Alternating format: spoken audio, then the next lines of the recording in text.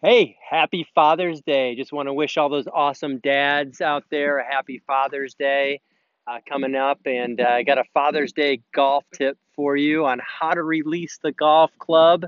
Hopefully, this helps. Thank you so much for watching my videos. My name is Jess Frank. I'm a PGA teaching professional. Been teaching for over 20 years. I love teaching. I love helping people get better. So let's get to this release. How to release the golf club. I get this so many questions about, do I release the club? Do I roll my hands? Do I hold on? What do I do with my hands and arms? So very simple here. So release is like this. So when we set up to the, let's say we're set up right at the camera, right here like this. Okay, so you can see my pointer right here is pointing directly that way, right? So that's towards my target. Now as I swing back, the pointer looks at the camera. Okay, now as I swing back through, the pointer looks back at the target, and as I swing back through the other side, you don't see the pointer anymore. So there's your release. So it goes, look at the camera, look away from the camera. Very simple, very easy to do. However, golfers like to mess this up because they're always trying to basically spin their shoulders when they're releasing the club. That's told from them from trying to roll their hands over.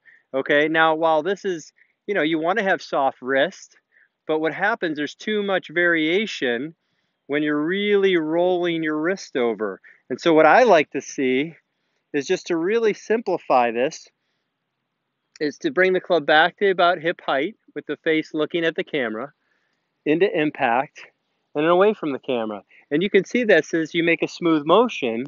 You can see how my right hand now is over my left hand. I see so many players, so many golfers, when they come to me, they're like that. So the wrist is up here, the left wrist, for me, my lead wrist is above my my right wrist, and you can see the club face is pointed to the right then. So we don't want that. We don't want you to have, that's not a release either. So we're not holding onto the club or pushing the club out to the right. So we don't want that either. So I'm always in the belief of, okay, well, if we're swinging the club in an arc around our body, then you can see how this club releases.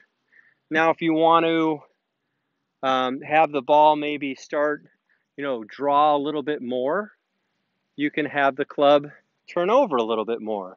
If you want the club to stay a little bit more square or try to hit a cut, then you're not going to let the face turn over as much. And so as you look down the target line, what I really like, and from what I found that works really well and very simple, is that as I swing through the golf ball, the club's coming down, so you can see that the pointer is definitely looking to the right of the target there, or to the right of the target line, not even close to the target, because now my target's out front here. So as I come back down, there's going to be a little bit of roll in my arms. So you can see this right here.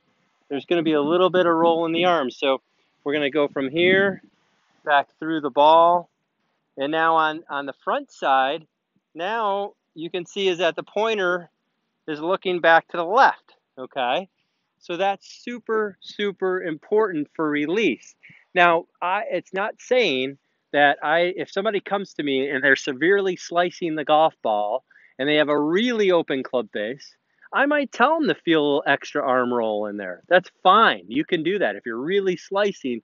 The only issue with that I find sometimes is that they start to arm roll and start to cut across the ball. So we don't want that either. So that's not really a release either. So it's always feeling from here, from left arm parallel as you're coming down. Now the club face is nice and square, or even a little bit, maybe even closed to the path. Then the arms keep going, and then around. And so you can see that. Now, what I like really, my favorite release is feeling that my arms are straight, my elbows are together, and you can see now is that club face is still rotating on the arc. And that, to me, that's the most important thing. I would rather see you squeeze your elbows together and make a little bit of an arc here like that. And now you're doing the same thing. Less of the rolling of the hands and move. Most people have this going with their wrist anyways. Too much flexion either way. Too much of this back and forth motion. Not enough of keeping that face square. So now you come over here. I did a great drill with a lady the other day that was a golfer. Real simple drill that you can apply to the same way. Is if I put my hand right here in front of me, take my right hand, turn it back, and clap my hands together. Now you can see my elbows are together, my wrists are pretty firm. So there's my release right there. Notice here I'm not flipping the ball. Most players, they flip, and so they're adding loft. They're disturbing the way the club swings on the arc. And also, when you flip your hands like that, you're really changing the structure of your arms and hands. So what happens is that your radius changes. So when you do this, you're wondering, why am I topping? Why am I topping? Well, usually what happens is you're lifting up. So you're swinging up on the ball too much. So you can see where that club is going. It's going up. And a lot of times, if you can see the pointer, there you go. So if you can see the pointer, what happens is that pointer is pointed out to the right. And so when the pointer is pointed out to the right, then you're going to hit it thin. You're not going to compress the ball. And so this is something that I know could really help your game. So again, let's look at release and what it should be. So if my arms are together, you can see is that I have the club head as far away from my left shoulder as possible. Now this is a fantastic feeling for you. So I would say this is a great way to practice release. So if I swing the club, as I swing the club down, so you can see the toe of the club is kind of turned in a little bit. Okay, so even if I look through here, like that there, okay. Let's look at this here. Boom. So what it is that the head of the club is as far away from my left shoulder as possible. And you can also see I can extend my body this way. My hips are forward. I have a little bend back in the back. My head's still centered. I haven't moved my body forward. So I'm like this here. Now that's a great feeling for a lot of people. That's a great feel, especially for a lot of people who top or release the club early. So that's a release right there. So it's back from here, boom, like that. Now both my arms are straight. The club head is seriously as far away from my left shoulder as possible. So now I have what do I create with that? I create a flat left wrist, a bent right wrist. I create some width and I create some compression. And that's what we want. We want compression. So I'm going to go ahead and hit a couple here. Take that little pointer off, and I'm going to put that all together. I'm going to feel the club face from looking to the right, back to the left. I'm also going to feel that the club head is as far away from the left shoulder as possible. And I mean, that's a bullet right there. I can hit another one. Really solid. I mean, that's spanked. I mean, that's a low bullet 6-iron that, I mean, is really compressed, feels good, and I can hit it really far. So remember, golfers out there, on this Father's Day weekend, let's get rid of this flipping release. Let's create some compression. Feel the elbows together a little bit right through impact.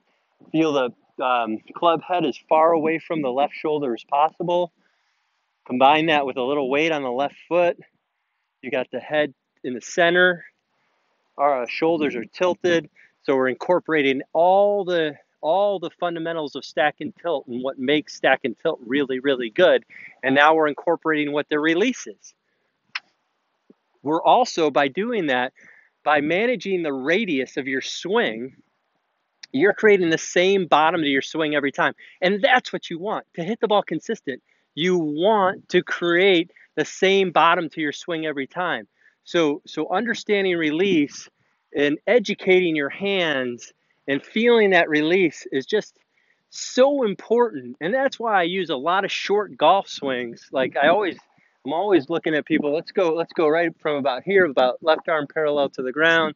So if that's position 1, 2, 3, let's go from 3 to 8, and let's work on that. Let's get that same bottom of the swing. I don't even have to look at, I mean, I know I'm making the same bottom of the swing every time, and that's my release. Left shoulder, club head is very far away from the left shoulder. We're going to hit the ball solid, and we're going to hit it far, and we're going to have a great Father's Day weekend. Thank you for everyone for watching. Please subscribe to my channel. It only helps. I love bringing you guys some golf content. Thank you so much for commenting on the videos. I love the interactions with everyone, and I really appreciate it. And again, have a great day, have a great weekend, and we'll see you soon.